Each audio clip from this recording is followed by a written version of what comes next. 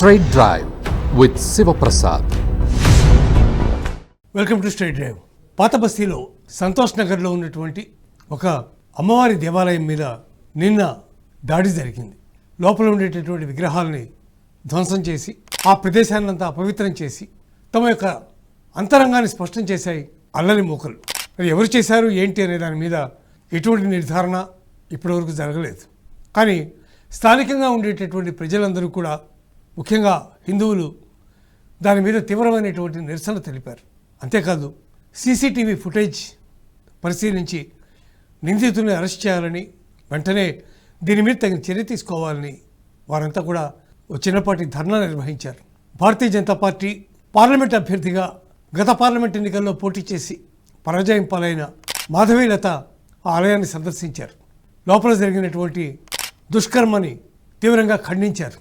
కేవలం హిందువుల మీద జరుగుతున్నటువంటి ఈ దాడిని ప్రతి ఒక్కరూ కూడా తీవ్రంగా నిరసించాలని, ఇటువంటి చర్యలకి అడ్డుకట్ట వేయాలని ఆవిడ కోరారు. అయితే ఇక్కడ ఒక ప్రధానమైనటువంటి అంశం దాగి ఉన్నట్టుగా కనిపిస్తోంది. బంగ్లాదేశ్లో చెలరేగిన హింస హైదరాబాద్ చేరిందా? హైదరాబాద్లో ఈ విధ్వంసానికి కారణం రోహింగ్యాలేనా అనే ప్రశ్న తలెత్తుతోంది. బంగ్లాదేశ్లో షేక్ హసీనాని అధికార పీఠం నుంచి దింపేసి దాదాపు అక్కడి నుంచి పారిపోయి ఆమె భారతదేశానికి వచ్చిన తర్వాత కూడా అక్కడ హింసాకాండ కొనసాగుతూనే ఉంది. ఇప్పటికి కూడా చెదురు మొదలు సంఘటనలు కూడా జరుగుతూనే ఉన్నాయి. అక్కడ ఉండే హిందూ దేవాలయాలన్నింటి కూడా ధ్వంసం చేశారు. అలాగే అనేక చోట్ల హిందువుల ఇళ్లపై దాడి చేశారు. పాశవికంగా తీవ్రమైనటువంటి ఆర్తనాదాలతో నిండిపోయినటువంటి అనేక మంది అక్కచెల్లెల యొక్క వీడియోలు మొత్తం అంతా కూడా స్ప్రెడ్ అయినాయి.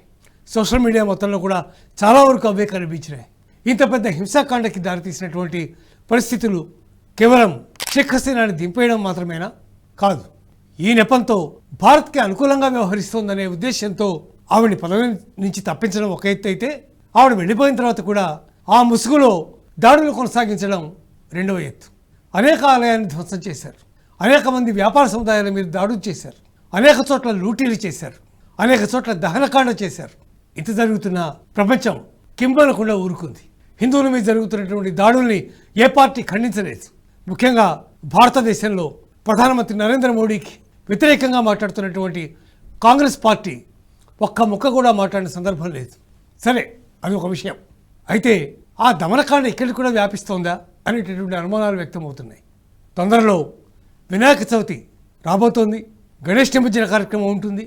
11 రోజుల పాటు భక్తులందరూ కూడా వాడవాడలా వినాయక విగ్రహాలు పెట్టి తమ శక్తి మేరకు గణనాథుణ్ణి కొలిచి నైవేద్యాలు పెట్టి సంబరాలు చేసుకుని 12వ రోజున నిమజ్జనం చేస్తారు. ఈ గణేష్ నవరాత్రుల యొక్క వైశిష్ట్యం, ప్రాశస్త్యం ప్రపంచం అంతా తెలిసిందే. ఇట్లాంటి తరుణంలో జరిగినటువంటి ఈ సంఘటన మనకు ఏదైనా సూచిస్తోందా? ముందు ముందు జరగబోయేటటువంటి విఘాతాలకి ఇది సంకేతంగా భావించాలా అనేటటువంటి అనుమానాలు తలెత్తుతున్నాయి. బంగ్లాదేశ్ నుంచి రహస్యంగా హైదరాబాద్ చేరినటువంటి రోహింగ్యాలదే ఈ పని అని చాలామంది మాట్లాడుతున్నారు. అక్కడ ఉండేటటువంటి ఆ కాలనీ వాసులంతా కూడా అదే అభిప్రాయాన్ని వ్యక్తం చేస్తూ ఉన్నారు. చాలా కాలం నుంచి తాము అక్కడ నివాసం ఉంటున్నామని, ఇక్కడ అందరూ వీలైనంత వరకు సామరస్యపూర్వకంగానే ఉంటామని చెప్తున్నటువంటి వాళ్ళ యొక్క మాటలు వింటుంటే ఇది స్థానికంగా ఉన్న వాళ్ళు చేసిన పని కాదు, ఎవరో వచ్చి దీన్ని చేశారు అనే అభిప్రాయాన్ని కలుగజేస్తోంది. ఎవరు చేసినా, రోహింగ్యాలైనా కాకపోయినా దీని యొక్క అనుపాలనలు ఖచ్చితంగా తెలుసుకోవాల్సినటువంటి అవసరం ఉంది. ఎవరు చేశారు, ఎందుకు జరిగింది, ఎందుకు చేయాల్సి వచ్చింది, ఈ విధ్వంసానికి కారణం ఏంటి అనే అంశాలన్నీ కూడా పోలీసులు తీవ్రంగా పరిగణించి దీని మీద ఖచ్చితంగా విచారణ చేయాల్సినటువంటి అవసరం కనిపిస్తోంది. ఈ రకంగా దాడులు జరుగుతూ ఉంటే హిందువులు మౌనంగా ఉండి పోలీస్ శాఖ కనుక పట్టించుకోకపోతే దాని పరిణామాలు వేరే రకంగా ఉంటాయి. చివరికి నగరంలో ఉండేటటువంటి అనేక దేవాలయాల మీద ఇటువంటి దాడులు చేసే అవకాశం ఉంది. అందువల్ల పోలీస్ శాఖ తప్పకుండా ఈ అంశాన్ని సీరియస్గా తీసుకుని దీని మీద విచారణ చేయాలి. ఎవరైతే నిందితులు ఉన్నారో వాళ్ళని ఖచ్చితంగా పట్టుకోవాలి. రోహింగ్యాల మీద ప్రత్యేకమైనటువంటి దృష్టి సారించాలి. వాళ్ళు చట్టబద్ధంగా భారత్కి రాలేదు, అందరికీ తెలిసిన విషయమే. కానీ కొన్ని చోట్ల వాళ్ళకి ఆధార్ కార్డులు ఉంటున్నాయి, వాళ్ళకి మిగిలినటువంటి ఆవాసాలు ఉంటున్నాయి, అనేక రకాల ఫెసిలిటీస్ వాళ్ళకి ఏర్పడుతున్నాయి. ఇదంతా కూడా కుట్రపూర్వితమైనటువంటి చర్యగా దీన్ని ఖచ్చితంగా గమనించాల్సినటువంటి అవసరం ఉంది.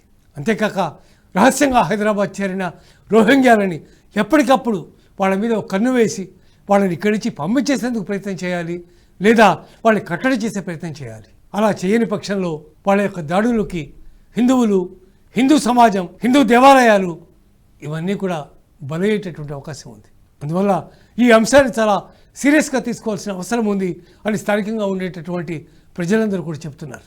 ప్రభుత్వం కూడా రానున్న వినాయక చవితి, గణేష్ నిమజ్జనం, గణేష్ నవరాత్రులు వీటిని దృష్టిలో పెట్టుకుని ఈ అంశం మీద ప్రత్యేకంగా దృష్టి సారించవలసిన అవసరం ఉంది. నిఘా విభాగం అలాగే మిగిలినటువంటి పోలీస్ శాఖలోని అనేక విభాగాలు సమన్వయంతో పనిచేస్తే దీన్ని సాధించడం పెద్ద కష్టమేమీ కాదు. అందుకే ప్రజానీకం ఆ రకమైనటువంటి చర్యల కోసం కోరుకుంటున్నాయి. చూస్తూనే ఉండండి LHTV. Straight Drive with Siva Prasad.